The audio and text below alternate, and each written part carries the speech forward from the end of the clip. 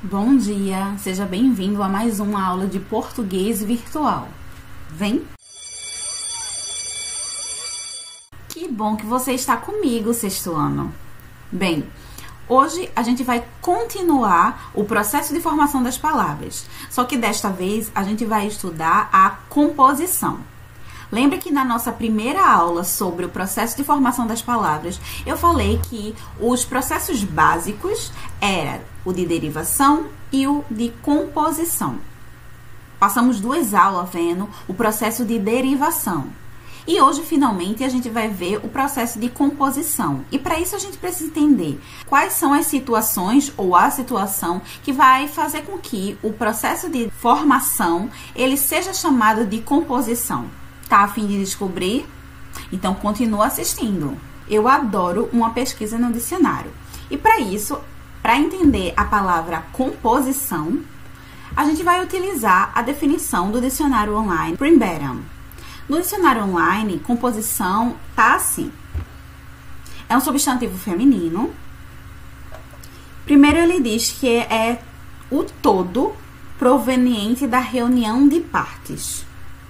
Conjunto dos elementos ou substâncias que formam um composto ou um todo. Exemplo, composição de um medicamento.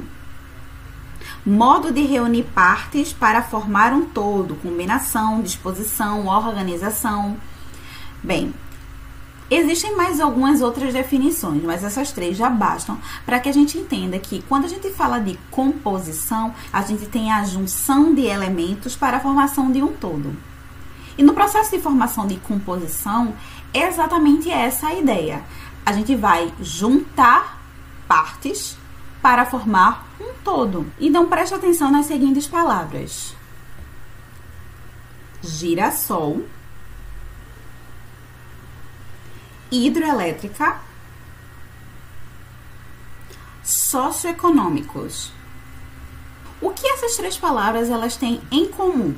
A comunhão entre elas é que, para formar essas 3 palavras, fez-se necessário a utilização de mais de um radical.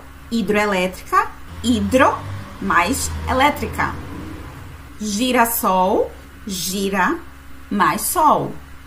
Socioeconômico, sócio, mais econômico. A composição vai ser o processo de formação de palavras compostas. São aquelas palavras em que a gente vai ter mais de um radical. A composição ela vai ser subdividida em 2. Por justaposição e por aglutinação.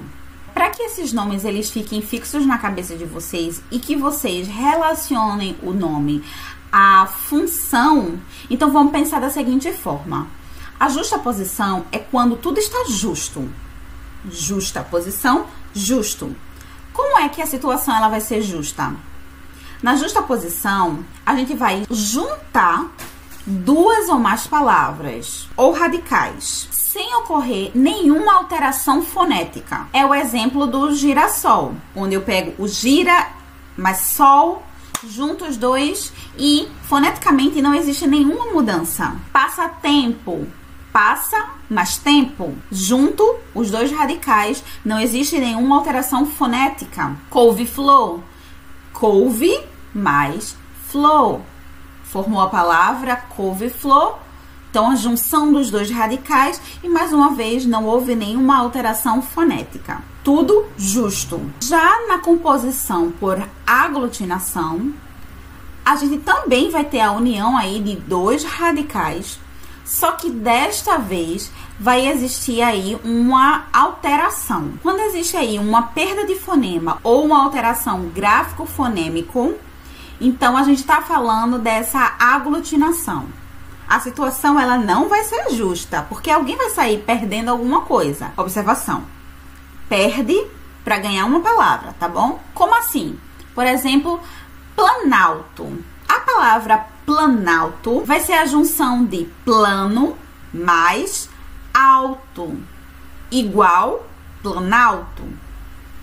Observa que nessa estrutura existe aí um radical, o radical plano, que vai perder um morfema. O morfema O. Ó, plano alto, planalto. Cadê o O? Então, quando acontece essa alteração, a gente está falando de uma composição por aglutinação. Lembrando que aglutinar também é juntar. Então, vamos organizar aí a cachola de vocês. No processo de formação das palavras por composição, eu vou ter uma palavra sendo formada a partir de dois radicais. A composição, ela pode ser de dois tipos: justaposição ou aglutinação. Na justaposição, junta-se dois radicais e não há nenhuma alteração fonética. Já na aglutinação, vai ocorrer uma suspensão de um dos radicais com relação ao seu elemento fônico. Agora vamos a alguns exemplos de composição por aglutinação. Então a gente tem embora, que seria em mais boa mais hora. Então percebam aí que o A foneticamente se perde. E na escrita o A e o H. Também como exemplo de composição temos a palavra hidroelétrico. Hidro mais elétrico. E existe aí a suspensão do fonema O. Uma observação é que quando a gente aglutina radicais, os componentes aí dessa palavra, elas vão se subordinar apenas a uma acentuação tônica, a do último componente. Vamos agora responder uma atividade proposta da página 129 do livro de vocês. Leia o texto abaixo. Aí tem uma garota, né? Se ele fosse um livro de biblioteca, eu o devolveria com saudades. Primeira questão. O alvo do sentimento da personagem é associado a que objeto? Então, a um livro. Segunda questão. A personagem fez essa associação em tom depreciativo? Explique. Em momento nenhum ela vai depreciar, ou seja, vai desvalorizar. Na verdade, o que existe aí é um sentimento de ausência. Terceira questão.